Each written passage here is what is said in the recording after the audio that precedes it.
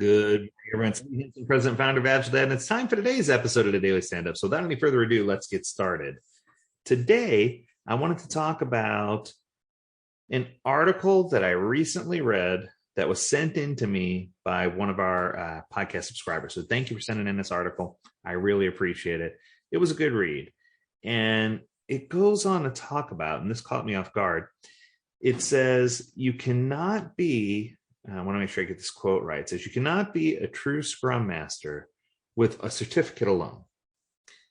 Now, I think I know the angle where this article was trying to go. They were trying to just say that if you have, doesn't matter which one, Certified Scrum Master from Scrum Alliance, PSM from Scrum.org, Professional Scrum Master, it doesn't matter which one you have. It doesn't matter how much you paid for it.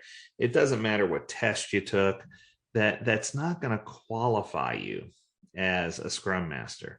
But on the flip side, I want to point out that when I was studying some recent job postings that listed job postings for Scrum Master, I think the list of what they put inside of a job posting in the job market is totally different as well, and that's not what's going to make a Scrum Master either. So I'm kind of torn between these. So I wanted to dig a little deeper and give you the background about what they were trying to do. And I love this one section, and this is the main section that stood out to me. It says here, and this article is by William Jan Ageling. I hope I didn't butcher the name. And here's what William had to say. It says, and it might be Willem Jan Ageling, which I apologize if I butchered the name again. According to the Scrum Guide, a Scrum Master is accountable for two things only. Okay. First, the Scrum Master is accountable for establishing Scrum as defined in the Scrum Guide.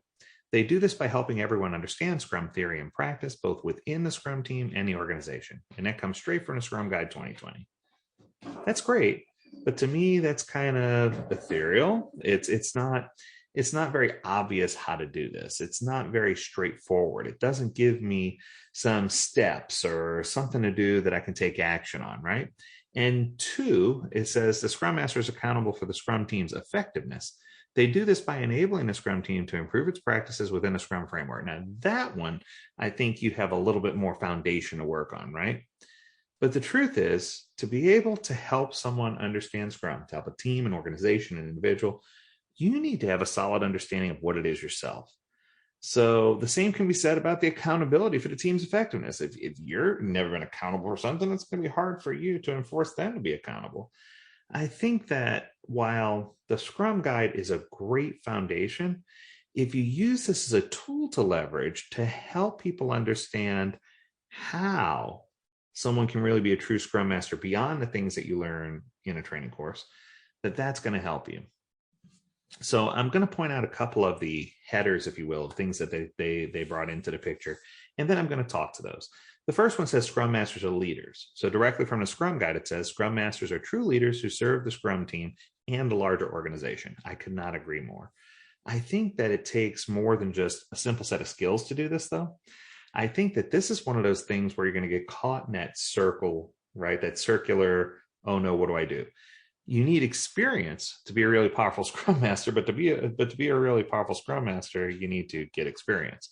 So it's one of those things where somebody's got to start at step one. So it creates this layer on top of the Scrum role where leadership skills are required. So there are lots of certifications out there to get you the skills necessary. But what I can tell you is from personal experience that in my advanced Scrum Master course and in the CSPSM course that I've created, those are the times when we start talking about leadership and soft skills. During the advanced course, we talk a lot about coaching stance and techniques and things that you can do to really embrace and become a strong leader so that people know who to turn to.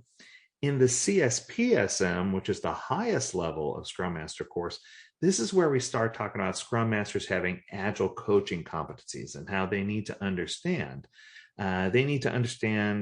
All kinds of crazy topics, right? So in that course, we talk a lot about lean, agile, self-managing teams, what true cross-functionality is, how empiricism impacts the team, creation and value of product or project management as a whole within the organization, quality management and risk assessment and why it's important, leadership, collaboration, organizational change. there's a ton of this that goes within the agile competency litmus test, if you will. So there are a lot of things that you need to know, right?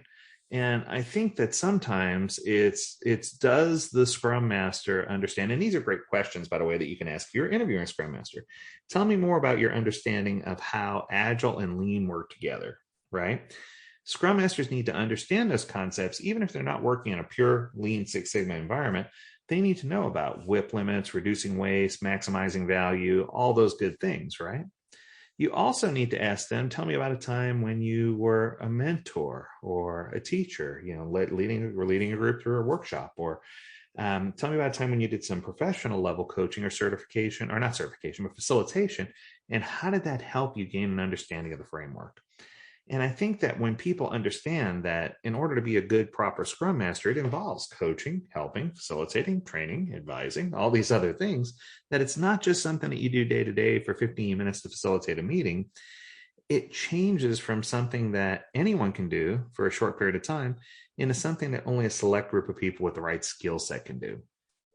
This person also needs to understand transformation mastery, meaning that they have to understand how to leverage pure Agile across an entire organization to help in an organizational transformation. So the first step, of course, is to remove all the barriers between the teams and the people who are stakeholders so that you can have constant flowing communication. But once you get past that and you get past all the cultural and psychological barriers, you also need to understand how an organizational transformation works and how to get from point A to point Z. There's a lot of infrastructure in there. There's a lot of things you need to know in order to get there. Two that come to mind right away. One is business mastery. So you need to understand strategy about how a business or organization is going to grow and what stage they're in, and meet them where they are. We've talked about that a lot recently. And technical mastery about the tools that they're using to get from where they are to where they want to be and what their competencies are. And it's not just about knowledge alone. It's about understanding both the technical and the business context about the things that they're working on. So there's a lot more to it. The truth is, being a Scrum Master is a full-time, challenging role, right? So the Scrum Master, I like to say that they're the accountability master. I know that sounds weird, but they need to have that firm knowledge of Scrum. They need to be a leader. They need to also be an Agile coach at times. But it's important for them to understand that while a 2-day level 1 Scrum Master course, PSM or CSM, may not be perfect, it certainly is a great starting point. It's role specific. It's going to get you some of the tools that you need, but there's still a lot more that you need to do to be a true master. And I think that's the whole intent, that the article is trying to point out that, hey, there's mastery involved in being a master, right? And I think that in most organizations, I can say safely, the Scrum Master is misunderstood and underappreciated. Nobody really understands exactly what a Scrum Master does. I always talk about saying that a Scrum Master is a lot like a doctor, that they need to go into an organization and listen to all the symptoms and the things that are happening around them. They need to make a diagnosis, and then they need to issue a prescription. Then they need to guide or lead those people who are on the teams to know where to get the prescription filled, how to take the medication or whatever's necessary. But sometimes when they make a diagnosis, they'll find that something dire that they need to jump in and take care of themselves. My point being, in probably 70% of the cases or greater, the Scrum Master is going to guide the team on how to solve their own problems so that they can continue to solve those problems into the future.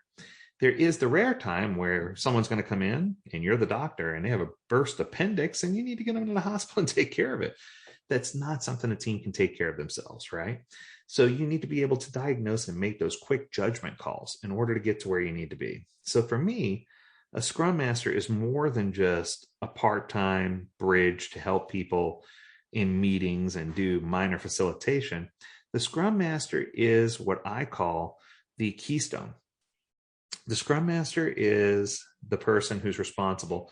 If your organization is trying to transition from traditional project management to Agile project management, your Scrum Master is the hub of what's going to happen. If you have a really powerful Scrum Master, it's going to make this a whole lot easier because they're going to have a lot of coaching skills to be able to get there. If you have a weak Scrum Master, it's going to be very difficult for you to get there. It's going to be a challenge. So I think it's important for us to really dig in and understand what a Scrum Master really does and how they're incredibly important to make certain that we have the right Scrum Master for the right organization and for the right team. You need to have a good cultural fit.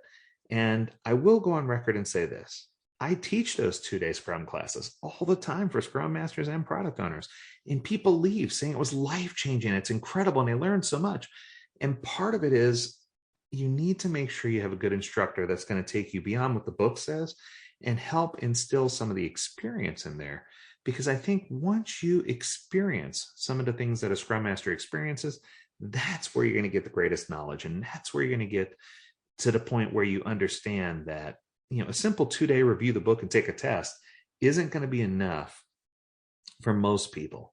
But as you grow in this role, you'll understand that it's not a job title. That really is a role, and that there's a lot that goes into it that makes you full. And that as you go through some of the advanced certifications and receive advanced credentials, that's when you're really going to realize the value and power of having a good Scrum Master. I hope this article was great for you, and I encourage you, if you're a level 1 CSM, go and take a look at the advanced CSM and a PS, or the advanced CSM and a CSPSM. There's 2 more certifications to go, and those will help you on your path to being the best coach that you can be. If you have questions about this or any other topic, feel free to visit agiledad.com. We've got a lot of free resources out there, and we'd love to assist you in finding exactly what you need. As always, we encourage you to stay healthy, stay well, and stay agile, my friends. Until next time, do take care.